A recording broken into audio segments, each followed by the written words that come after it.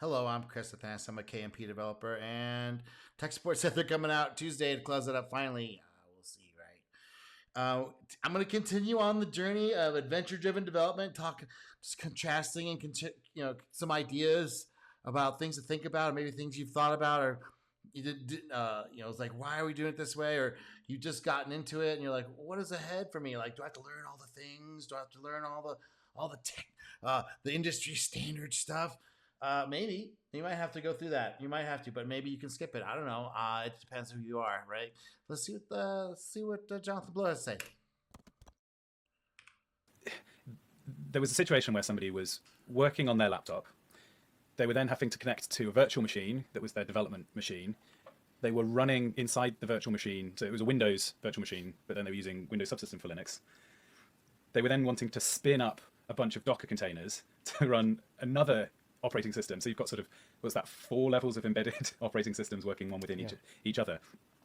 And just to get anything to work is more like a set of box-ticking form-filling exercise than anything. I mean, when you start programming, the joyful experience is writing algorithms and solving problems using this is almost like a recipe. Here's what we're going to do. But now it's more like there are these black boxes of software that you have to coax into operation. These guys. How have we got to this point? Yeah, so the preservers take over, right? They take over these systems because the creators they get pushed out or asked to leave or whatever. There's comes a situation where they need to sell it, right? They have to sell their stuff to the preserver, and the preserver takes it down as the gospel truth because really how these things are built is.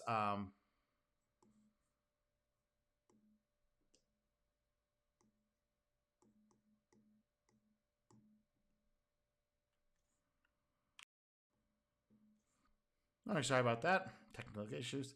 Anyway, so yeah, this is how big tech does code, ships code to productions. All this stuff. Let's dive into how companies ship code from concept to production. First, a product owner lays out what needs to be built. Developers get coding, regularly committing to Git to track every change. A CI/CD server, like Circle CI, takes over to build the code, run unit tests, and perform code quality checks. If it passes, QA teams perform additional tests, like regression and performance checks in separate QA environments. After QA gives the green light, the build moves to the user acceptance testing. This is the final vetting before it goes live. Successful builds are then rolled out to production with strategies like feature toggles, canary deployments, and A/B testing for a smooth release. Once live, site reliability. Okay, yeah, that's how they do it. It's all that stuff, right? I'm sure you've been through it. And you think that's actually the only way to do things, but it's not. It's not. It's how the box sticker preservers who's gone to the conferences and there's a guy on stage.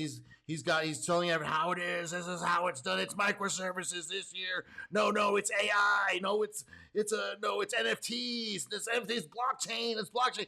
And they're all the preservers who go to these conferences because they got the budget to go learn the best, latest techniques for the industry standard.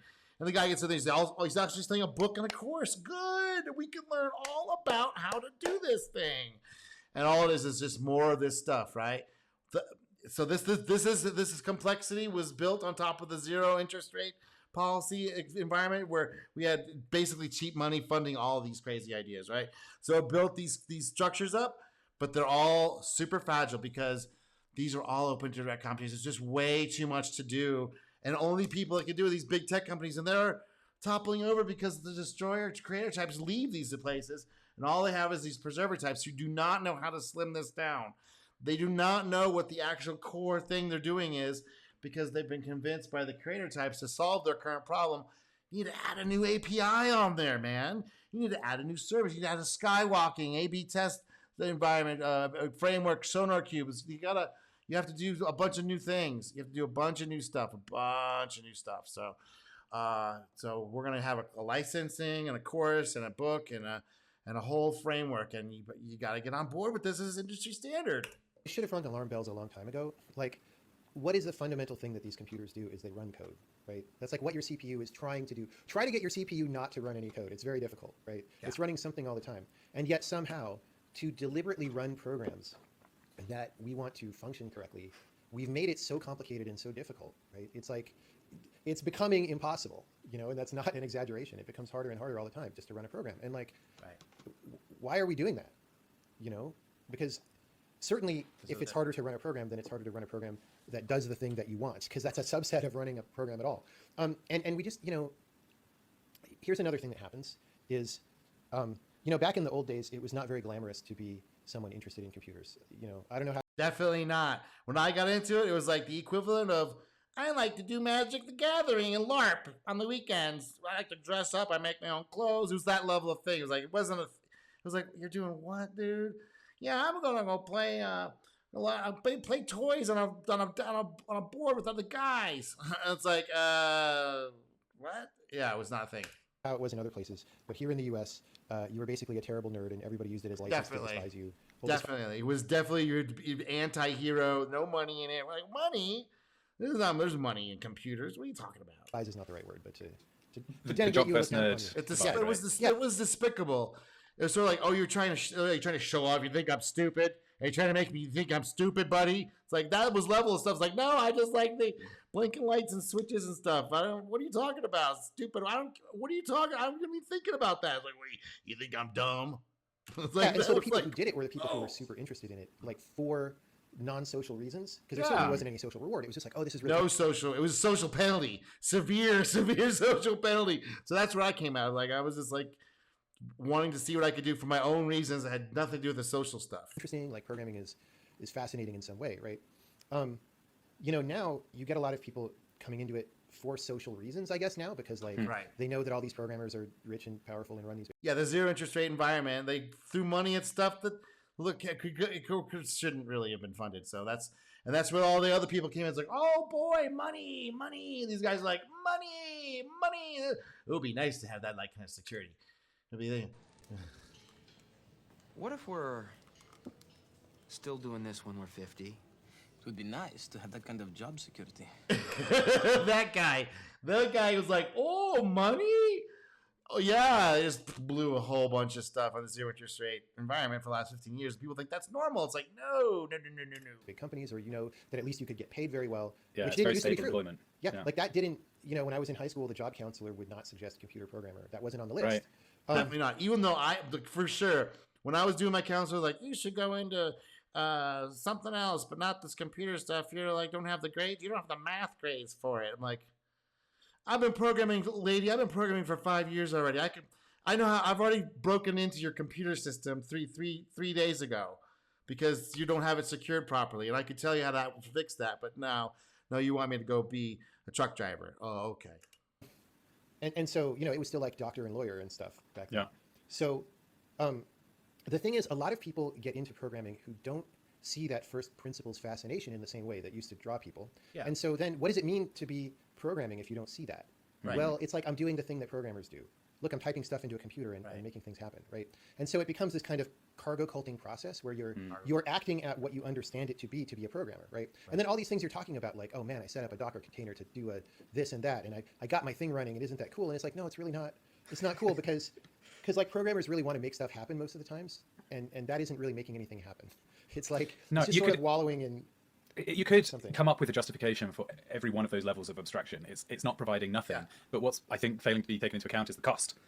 Well, yes, there is some small marginal benefit from adding a level of indirection, but what's the downside? Well, and a lot of this is right. This all this stuff right here, all these processes here, they have to be engaged, because once this big tech companies come out and they have to get a process completed, and it has to go through all these boxes, but they don't trust. Because they don't trust people. They don't trust the people that come in because they really don't know what they're doing half the time. So they put all this stuff in here in the way, and they think this is a well, they actually have used it as a moat, right? So anybody that thinks they're going to do all this stuff, they have to go do all this stuff too. And that's and that just kills competition, right? Because that's just massive amounts of waste going on there. Where was I at?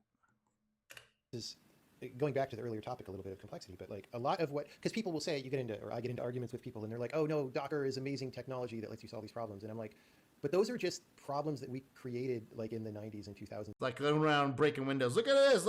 I can fix all the windows, but you're breaking windows to do this thing. Why are we breaking the windows? Just to fix them again? It's like, I got the way to fix a window that got broken all the time. It's like, Well, quit breaking windows, man. They're not like real problems. They're not fundamentals of computers. They're just like, well, we created all these process complexities about do you have the right DLLs and like file system view and whatever. And here's a way to remedy this bad idea that we had. And so now you've layered on the bad ideas and then layered on the mostly kind of remedies for the bad, and you're just stacking more things.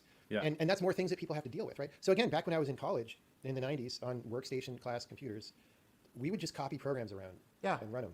Yeah. Because they were on the same operating system. They were mostly statically linked at that time. Yeah. If they were dynamically linked, the DLLs were compatible, or shared object files. These were Unix systems. And like it was fine. You didn't need a Docker container to deploy things, right? And then we somehow made a world where you need to do that. Right. Well, it was made by people. I really do feel like some of this stuff was made by and deployed and shown to be like, this is the way we're doing it. It's like, but they have like all this automation behind it, not just people doing it. They have this automated system that it's a trade secret. You don't get to see it. You don't see how it works. They're not allowed to talk about it. You get caught using the code someplace else. You're going to get sued, blah, blah, blah. Imagine a client requesting a bug fix or a feature from his software development vendor. Let's go through the process of what happens. The client sends a change proposal or change request or bug request to the company. The program manager writes down the bug, verifies it's an actual bug or sorry about the noise. This is something it's his recording. A legitimate feature request that the company wants to deliver to that particular client. And this request ends up as an item in the backlog for the software development department. It stays in the backlog for probably 2 weeks before the next grooming session. In the next grooming session, the entire software development department will spend maybe 5 to 20 minutes discussing that particular item. This implies very often 10, 15, 20 people doing nothing but discussing that item for 5 to 20 minutes. And we're now 2 weeks away from the point in time when the client actually requested the item. Then they associate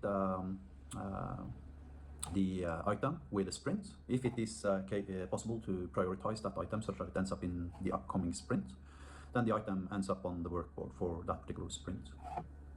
Then at some point during the sprint, one of the software developers picks up the item and starts working on it. Since the software developer wants to follow best practices, he does TDD, test-driven development, so he creates a failing unit test initially. This is 10 to 15, 20 minutes, depending upon the complexity of the item. Then the software developer typically needs to create some handful of interfaces, service interface if the item is touching the database, maybe configure the ORM library, maybe even create change scripts for the database, then maybe even create repository wrapper classes in OOP, wrapping the ability to extract the data the item requires to be fully operational. If the developer needs to do something that touches the database, he needs to create mock objects for his unit tests and configure up these mock objects. The developer typically needs a controller class if it's an HTTP endpoint somehow. Then he needs to have a view model, a database model, and then this is even before the software developer is done. Then the software developer creates a branch, associates that branch with the ticket number, and pushes that branch. The pipeline starts working, executing, and first of all, it compiles all the code, it deploys it into the development environment, it runs through unit tests. Maybe if there's not enough coverage on that particular feature, let's say the software developer only has 60% coverage of the code he actually pushed. Okay, so then an item is returned to the software developer, telling him to increase his coverage up to 80%. Then all the pipelines are done executing, the static code analysis process is done. If there are too much cognitive complexity in the function, yet again, this will trigger feedback to the developer, telling him to refactor his code and reduce its cognitive complexity, etc., etc., etc. Finally, the code is good according to static code analysis tools. So the developer creates a pull request and asks 2 software developers to accept the pull request. These 2 software developers typically have 1 or 2 comments related to the item. Maybe another software developer implemented something that is within the proximity of this particular item where they could reuse code, and since the development department wants to be as dry as possible, dry implying don't repeat yourself, then the software developer got to go back and completely restart the Oh, you have to use all their stuff that's already been there. You got to know all of it. You got to know where it all fits in. You have a bunch of comments on your commit like, hey, you probably didn't do rule number 68. You forgot rule 23B over here. Project using this like third-party library created by the other software developer, etc., etc. Somewhere around 7 weeks down the road, after having been deployed to staging, after QA team has verified the functionality of the bug, the integration test team has verified that the item was correctly integrated and implemented, etc., etc. Somewhere around 6 to 8 weeks, if the client is lucky, the client gets an email from the PM telling him that we've done it. Woo! Woo! Victory! Woo! Woo! Yes, it's so exciting. What I do, I got a PM from one of my clients. I all tabbed into my freaking IDE. I spent 5 minutes editing. Now he's just saying how he does it with his system. So he's a solo developer, right? He's like stopped all that stuff. He's like, I've been down in here a lot. I've been in here. He says, I've been in the tunnels of fake agile doom, Scrum Coach, death marches, cargo culting. I've been in the tar pits of seemingly good ideas. I've been in lava lakes of direct competition. I've been in a dungeon grinds, Jira burn down slogs, Fetcher Factory, lead mine. But now he's in his own silver horde. So basically, he's got his own platform, his own thing, and he's definitely paid the price to get there, right? But what I'm trying to do is like let people know ahead, like if you've stumbled across my channel, it's like I'm trying to let you know ahead of time. There's another path, right? It's gonna feel more like how you did this original stuff down here when you first got into computers. Get into the computer, like what is all this crazy stuff?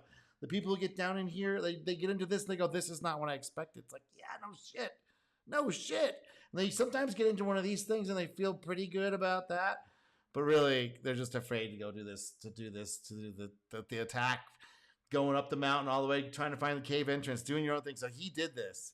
He's like, I'm up here. It's like, screw all this. I'm going up here. And now he's wrecking. He's calling back to everyone, all the developers down here. Hey, there's another way. So this is where he's getting into. It's like his attitude about this stuff. And you kind of have to have this attitude, man, to take on all the things that it takes to go on this journey, to see the positive things and not think about the negative things, reducing the load to just the thing you can carry on your back. So you can do it yourself. You can do most of it yourself. And that means you have to collect skill sets. And a lot of stuff, I gotta say, a lot of the stuff down here is garbage. It's gonna be, you learn it and like, that's stupid, throw it away. That's dumb, throw it away. It's like, is there something in here? That's dumb, let's get rid of that. Oh, well, that'll be useful later. That'll be useful later if this thing actually has any customers. If it's got more customers than servers. If we got more servers and customers, we don't do all the CID pipeline, all that. No, that's later on. That's later on, actually, when we pass it off to the preservers, because a lot of those guys, they like to do that stuff. That whole process, they really like it. But they gotta think it'll last forever, and they're in for a rude awakening, because it's not gonna last forever. In the code, and I freaking save it straight to production. Then I PM the client 5 minutes later, telling him I'm done. I did a math on this in an article I'm going to link to in the description of this YouTube video. That makes me 10,000 times faster than the average software development team. And it reduces the cost, the resource requirements for a feature by a factor of 625 times. Implying. Right. So what he's saying is like he's cut out a lot of this junk up here. Right. He figured it out. He found a way to keep it simple, stupid. Because where is it? Where is it here? Right here. An idiot admires complexity and a genius admires simplicity. So the biggest challenge programming faces is the continual mass cargo culting of what companies like Google and Facebook are doing. Exactly. Everyone's thinking they got to do all this bullshit. And they don't think that they can actually go cut it way down. Way down to just what the client is looking for, because they don't want to know all that stuff down here. They just want the button to be blue or the workflow to be a little changed or something. They want something, like deliver that. And that's when we first got into programming. That's what we were doing, man. That's what we were doing. And all this stuff got added on by big tech, and everyone cargo culted because it's conference-driven development, book-driven development, course-driven development. What is another one? Certificate-driven development. All that stuff is such garbage. It's such terrible. And the thing is, you do have to go through a little bit of it to realize, okay, this is just foolishness, right? But you do have to understand that either get the clue early on and make it run, or you kind of slog through some of this stuff. And there is benefit to be down here. You see how inefficient all this junk is, right? Up close, that people are actually running these businesses, that the preserver types are actually figuring a way to make it profitable for now, until somebody comes along and goes, we're not doing that. I got this guy over here who takes 3 days to do that same thing that took me 7 weeks to do with your company. So I'm going to go with the 3-day guy. I don't know what he's doing behind the scenes out of the CI/CD pipeline. I don't know. All I know is he's got it in production 3 days after I ask. Okay? That's what's coming. That's what's happening right now. So the zero interest rate policy environment that allowed these huge companies to have this kind of luxury staffing, it's over, man.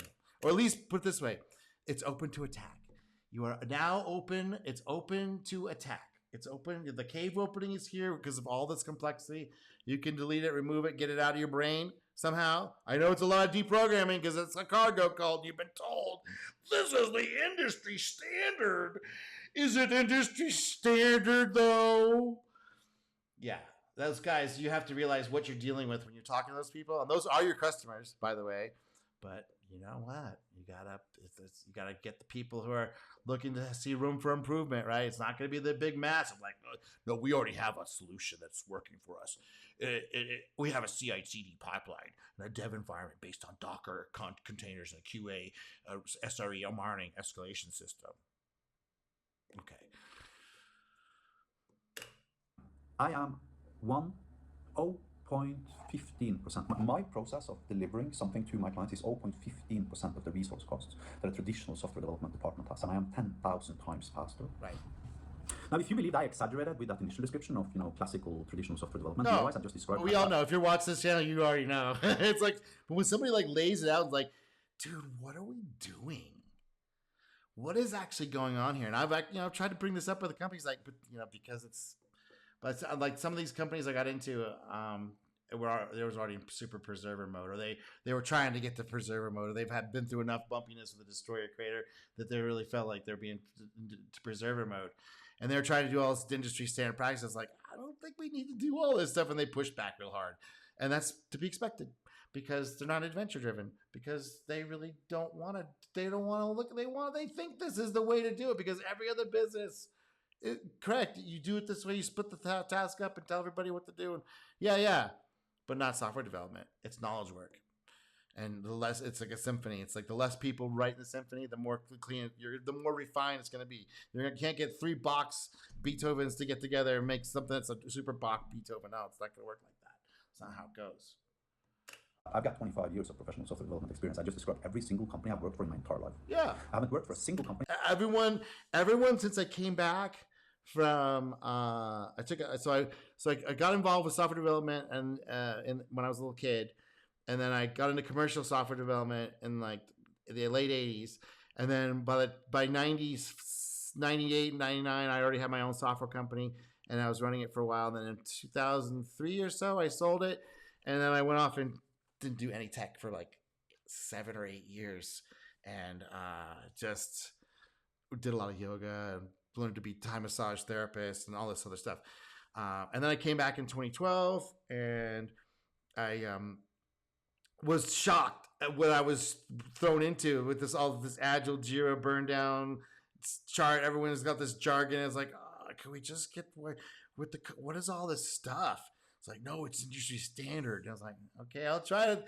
If you say it's way better than what I was doing because what I was doing before was pretty legit. Like, we were able to get things off the door, and it wasn't all this craziness, and it was actually pleasant to be around, but a pleasant place to be.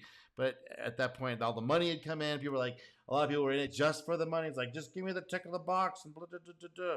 And I was still in this destroyer creator mode from doing those startups, which were like, one was art based, like my company was kind of artistic. Another one was a games company I worked at that was totally art adventure driven. They didn't call it that, but that's what they were doing. That does not follow that process. Right, they all have done this modern crap, this agile scrum bullshit, certification licensing. No, this is the way you do it. This is the best way. It's like, this is garbage. This is a way to get people not to be interested in doing this work anymore and to bail out. That's why I'm thinking it's like the powers that be that put these things, that saw agile and they saw the competitive stuff happen. They're like, oh, we have to put a cap on this. We got to put out the guys that make it seem like this is the way to do it, but it's just making a checklist. The checklist is not it. That's not that thing. It's the attitude and finding the people and encourage them that are going to be this creative destroyer type and creating an environment that allows that to happen top down. And that's just, you can't do it top down. You can't come into a company and redo it. And that's what these guys, these agile coaches are all saying, well, revamp your organization. No, that's not how it works. What happens is your organization goes out of business because you were still using that shit, and another company comes in and just takes your lunch. And that's how it works, man. That's what's happening. It's the industry standard. And the end result for my client is the exact same. Right. The only difference being that I gave the client that feature in 5 minutes. Traditional software development department spent 8 weeks. Right. 10,000 times as much time as me. Correct. And it costed that particular company 625 times as much in resources to deliver that item as the cost associated with having me deliver that same item. Right. And I've tried to tell people at these organizations that, if we just had 1 or 2 people on these teams instead of 7, we could probably go a lot faster and get this thing done if we could also talk to the customer and find out what the hell he's trying to make, as opposed to you talk to the customer. We talk to the product manager, says he's the customer, but I'm going to call. They talk to the customer. We never get to talk to them, ever. Weird. Now, this is a huge advantage. You see, I make a big deal out of that. The fact that I'm, solo entrepreneur, I make a big deal out of it. So yeah, you should make a big deal about it. So let's get to listen to one last thing. How many minutes I got? 25 minutes. Okay. Here's my contention. If one task within industry is automated, every other worker sees less wages. I am not saying that automation takes jobs or that it results in... No, automation takes jobs. So I don't know what this guy is like, big stupid tech, and so he kind of understands. But yes, we're taking people's jobs. If you do software development, the whole point is to take someone else's job. Sorry if that's not news to you. If we're panicking around this thing, it's no, you're supposed to be taking people's jobs away, directly taking them away. Well, the thing your solution is going to put people out of work. That is the whole idea. In less jobs, because we haven't seen that. I agree that any automation results in more wealth in the world. My exact contention is that automation results in diminished pay for every other worker within that free trade zone. Correct. Yes, that's how it works. This is news? If you disagree with that, I want to hear from you. Please tell me why you think that. That's what we're trying to do. Capitalism is very odd that way. Now, the other thing about capitalism that people forget about was it was supposed to be inside of a social society that the people at the top would actually be giving away a lot of their money. That was the whole idea, that they would support the society. The people who made money off it would not just siphon off of it and destroy the society like it's a strip mall. They would actually give away to proper charities, because they're the ones that are making the money. They would give away the property to charities who would and the social organizations that would build the society up and make more opportunities. Blah blah blah blah blah. But that got derailed at some point, especially when they did in 1913 when they did the Federal Reserve Act, in 1933 when we went off gold standard. When that got confiscated, they could just start printing money. So we've been in this weird place in our society where we're trying to get away with funny business.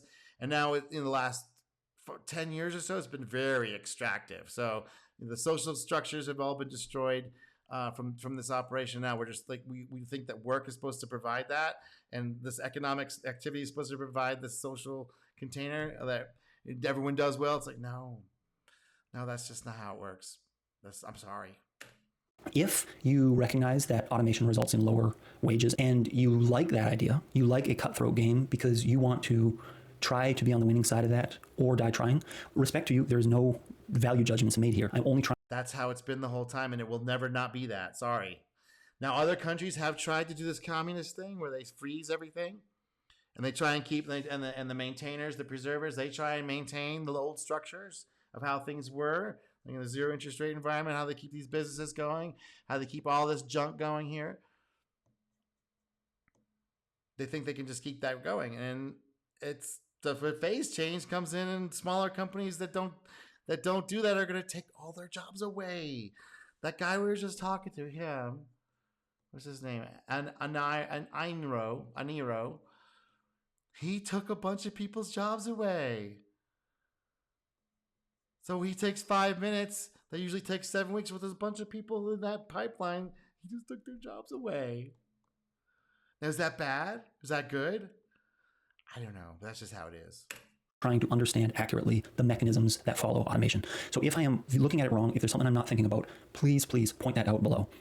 The group I want to mostly talk to is the group that is not trying to come out on the winning side of automation or die trying. It's the group that generally sees automation as good. They think that automation is good for society, it's good for everybody. And I would still be interested in hearing why. But I think you're being naive. So let's talk. Because it reduced costs and it reduced the price of things. So the whole thing with capitalism is it's supposed to drive the prices of everything down to zero, and then eventually that'll be like the utopia when everything costs is a very low cost basis. So that's the whole idea of that. Which, if it actually gets there, it's unclear. Yeah, I mean, capitalism is better than the communism because with communism you have to actually freeze technology to make it actually work, and to freeze prices and freeze everything. You have to actually freeze the population level, and you have to freeze the technology as well. So you can't get any more technological innovation happening. And if you have that type of system, like we have with the Amish, everything's frozen in time, right? You might be able to do a communist type thing, right? Where everyone's got the same and everyone expects the same and everyone helps the same and everyone's frozen at that technological level and that social level as well. So they have to be frozen in time, even though some of the Amish squeak out and they have their own computers and calculators and stuff that are specifically for Amish people. It's really funny. So even then they're like, okay, we have to cut our costs somehow. I don't want to pore over these books and mentally and manually, either with a calculator or with a thing. I want to just do a spreadsheet. Can we do a spreadsheet? Yes, as long as it's not connected to the internet and the screen's black and white. So we will be, whatever system we're going to be involved in, as long as technology is allowed to move forward, that means people have found different ways of doing things cheaper, faster, easier, more fun. We're always going to have a capitalist type of system. And people who you either want to engage in it or you want to be used by it. And there's no way in between, man. You either use it or it uses you. And most people just want to get along, go along. They just don't really want to mess with all that. They want to be given the correct one true religion and just do that thing and collect a paycheck. And, job security would be nice. It would be nice to have that check. Drink or maybe something Where is it? on some pizza shoot. I can tell already. What if we're still doing this when we're 50? It would be nice to have that kind of job security. This guy, he loves it, right? So those people, they get used in this kind of environment, which I don't think is going to be going away anytime soon. That guy gets used hard, but if you can't deal with it, you got to be the destroyer creator type. That's just how it is. About the problem. The problem is almost impossible to illustrate with any example, just because there are so many moving parts. And any example is going to lose granularity. It's going to lose I just showed an example. One guy saying, "Screw it! I'm going in this opposite direction. I'm cutting away 99% of that, all this junk over here, right? And eliminating a bunch of people's jobs." So I'll let you watch the rest of that. I just wanted to bring that part up, and I'm about 30 minutes, so. We'll give you a like and subscribe. Thanks for listening to me rant. I'm Chris. I'm a KMP developer.